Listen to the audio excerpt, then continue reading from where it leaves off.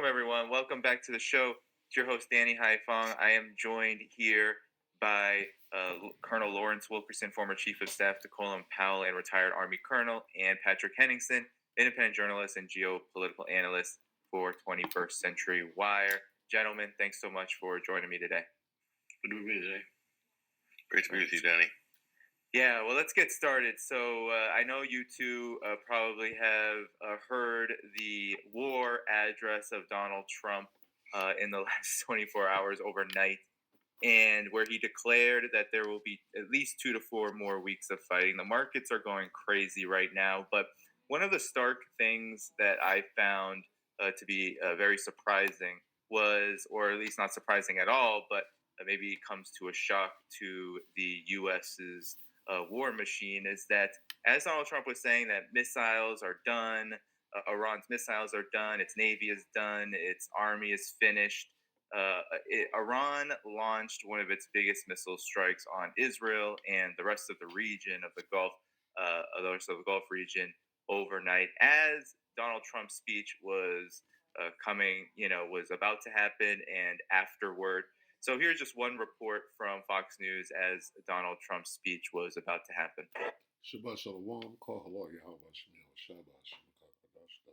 The Lord, the other apostles and other bishops, great millstone, even the elders that came before them that taught us this truth. Shabbat Shalom and salutation to all the brothers out pushing the word of truth and in sincerity, hopeful like never.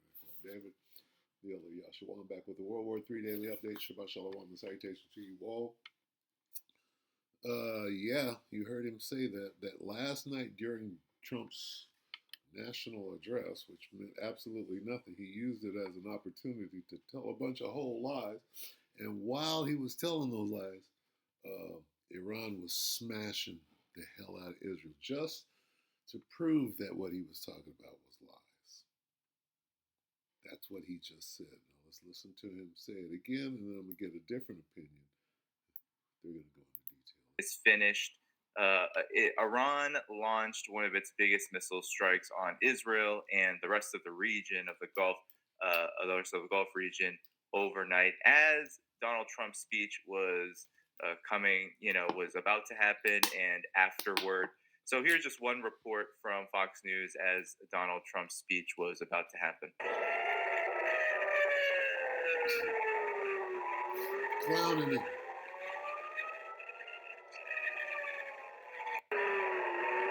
Pounded by Iran. In the Supreme Court, Israel is being pounded by Iran. Sirens sounding over Tel Aviv as a barrage of missiles hit the nation. Let's bring in Jonathan Hunt with more. Jonathan. Kaylee, Israel in general and Tel Aviv in particular have been under almost constant bombardment throughout the day today. One of the most intense bombardments, in fact, since the very early days of this war. Why? Why is Iran doing that? To make it clear, we are in the middle of a war. We are not under any kind of talks or negotiations. We are pounding you right now. You can't say that it's not going on. Listen to those air raid signals, and these are real missiles. Just about an hour ago, we had an hour-long series of sirens. We watched as the interceptors were launched from this area. They're making it perfectly clear. There is no ceasefire. There is no agreement. The only agreement we have is to go to war. Let's see may the best man win. At those missiles, which came in one after another. So, and here's just some of the results of that. In B'nai B'rith, there was a major sewage disaster that was caused by these missile strikes. And maybe I can start with you, Patrick. Your impressions, I can play a little bit later. The biggest part of the speech. See the water? Okay. They struck some water mains and desalination plants. Like they said, so infrastructure is being destroyed. Which is his announcement of how long this war would go from here. But ultimately, what is your impressions of not only Donald Trump's speech, but also how Iran has responded and behaved before and during and after? I think tax. Okay, so Instead of the opinion, let's go here. Open-minded thinker, take it away. Trump's speech backfires as Iran strike triggers flooding. Israel water facilities gone. So while Trump was speaking, before and after, Iran was making it clear. The silence didn't last 5 hours. Donald Trump wrapped up what can only be described as one of the most delusional national addresses in modern American history. A rambling, fact-free pep rally where he declared victory over Iran while offering absolutely zero proof, zero exit strategy, and zero understanding of the adversary he had. There's only one thing to get. As weak as we. As weak as we are. Is that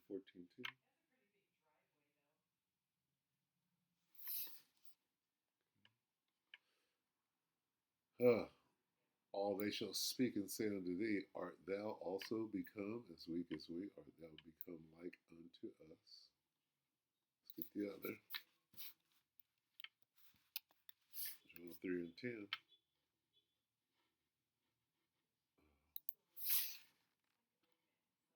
Beat your plowshares and the swords and your pruning hooks in the spears. Let the weak say I am strong. Okay, so go. Voked. And then, almost as if on cue, the air raid sirens screamed across Tel Aviv. Already accused of targeting Israel's food supply, now faces claims it is trying to pressure the country through its water systems. An Iranian missile strike had Fair use. reportedly damaged water infrastructure in an Israeli city. Eyewitness footage showed water from a burst pipeline flooding a street in Bnei Brak, a city east of Tel Aviv, after a recent missile strike.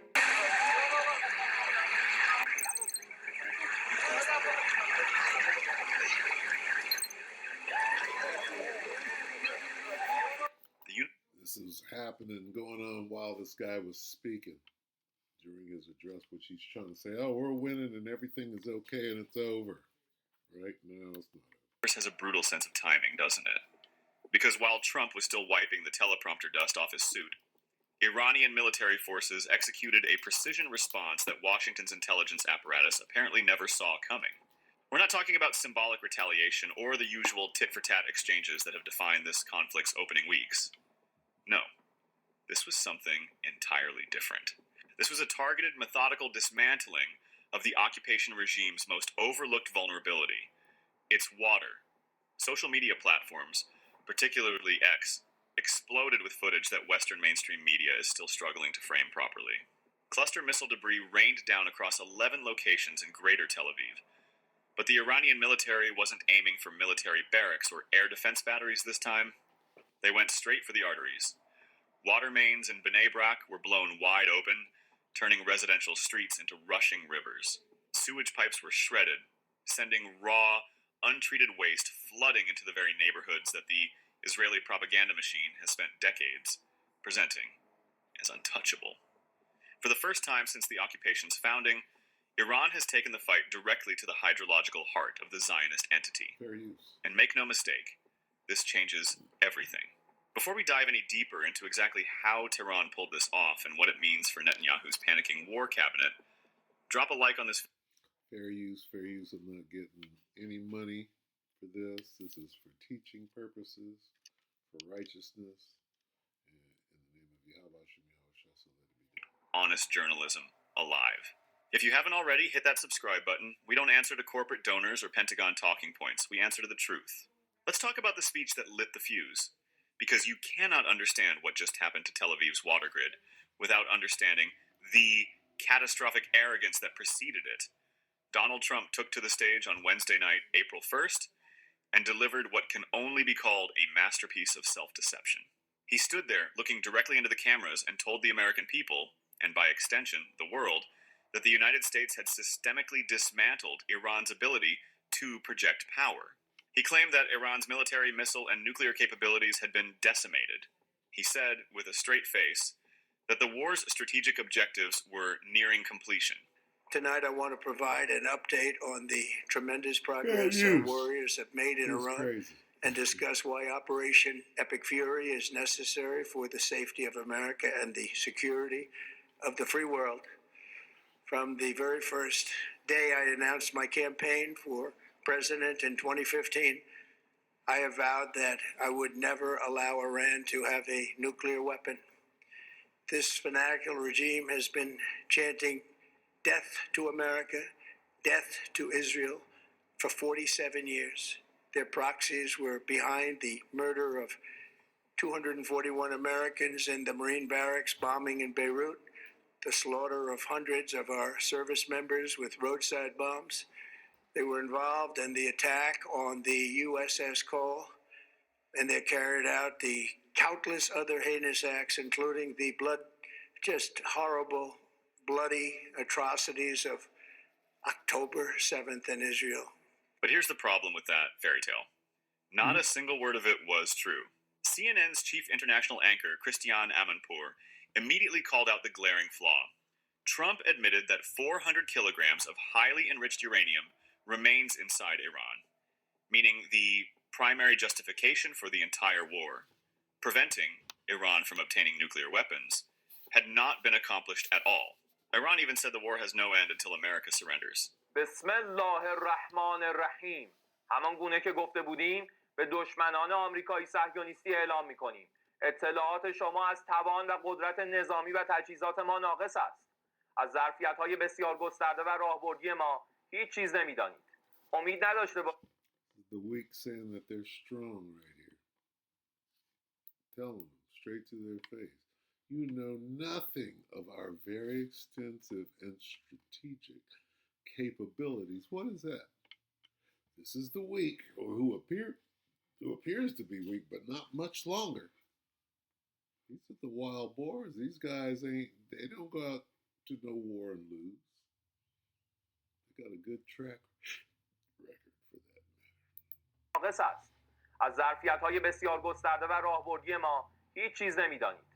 امید نداشته باشید که مراکز تولید موشک‌های راهبردی، پهپادهای دوربرد تهاجمی، سامانه‌های نوین پدافند هوایی و جنگ الکترونیک و تجهیزات ویژه ما را نابود کرده باشید که با چنین تصوری عمق باطلاقی که در آن خود را گرفتار کرده اید را بیشتر خواهید کرد.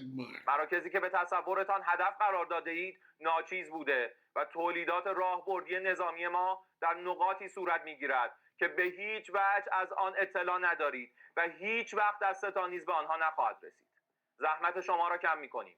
مبنی بر اینکه موشک‌ها، پهپادها و تجهیزات راهبردی ما را نشمارید، چون قطعاً به خطا می‌روید و به جایی نخواهید رسید. For me, watching the speech, I can say that Trump talked a lot, but said nothing, recycling old threats and bravado without offering a single concrete plan for how the war would end. I'm going to stop right there. So, Trump's speech backfires, right? So they ain't looking too strong on the world stage there, okay? They're looking weak like a bunch of women, right? That was a flex move. This guy's doing his national speech, right? With nothing, using nothing but lies as those that are beating their chest, if you will, are backing it up, right, with bombs and blasts. Okay? I don't think we even have to get into it.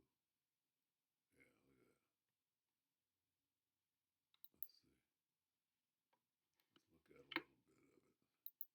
Including Ramat Gan, Tel Aviv proper, and critically the ultra-Orthodox city of Bnei Brak east of Tel Aviv.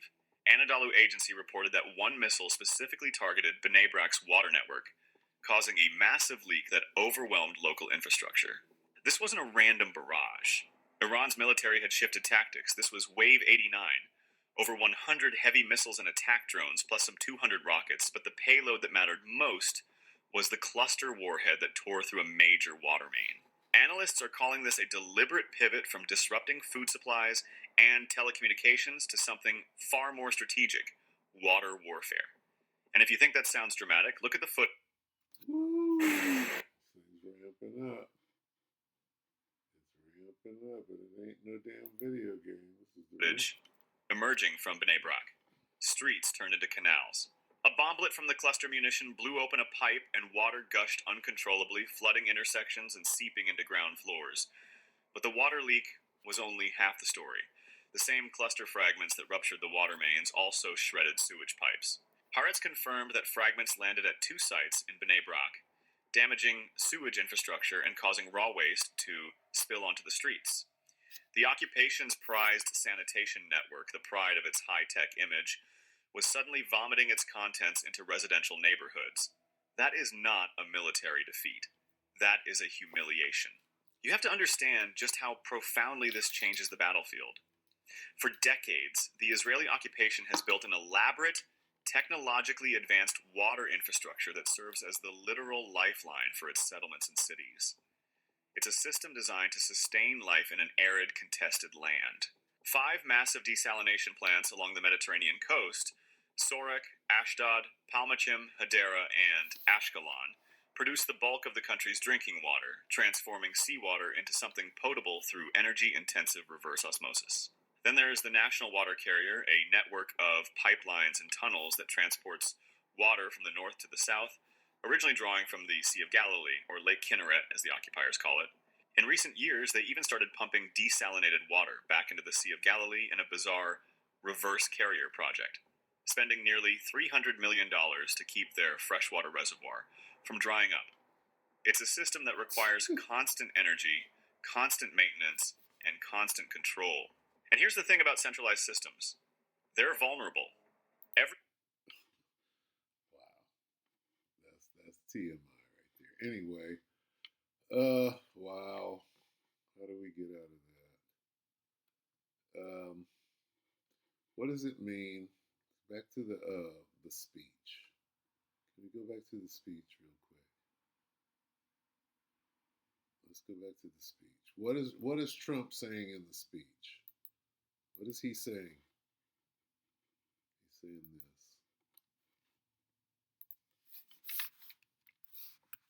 Let me get it like this. Sudden. What? D. Sudden destruction.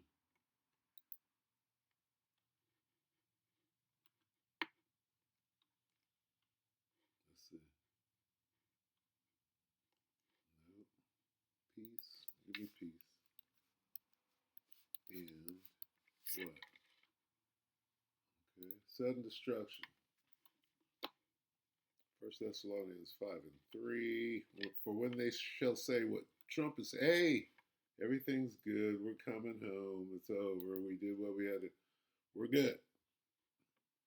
Don't worry, Israel. It's over now. For when they shall say peace and safety, then sudden destruction cometh upon them as travail upon a woman with child, and they shall not escape.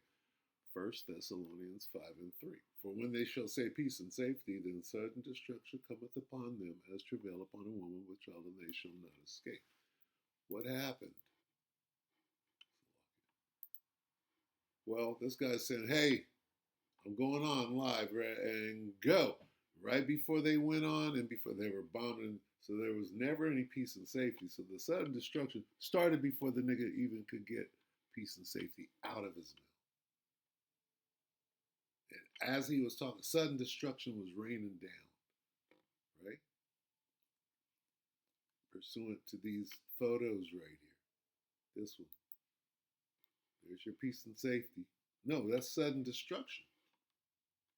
For when they shall say, this is what this nigga was saying. Hey, it's all good. For when they shall say, this is what Trump was saying. It's going to be all right, you guys. And no sooner than it came out of his mouth, this.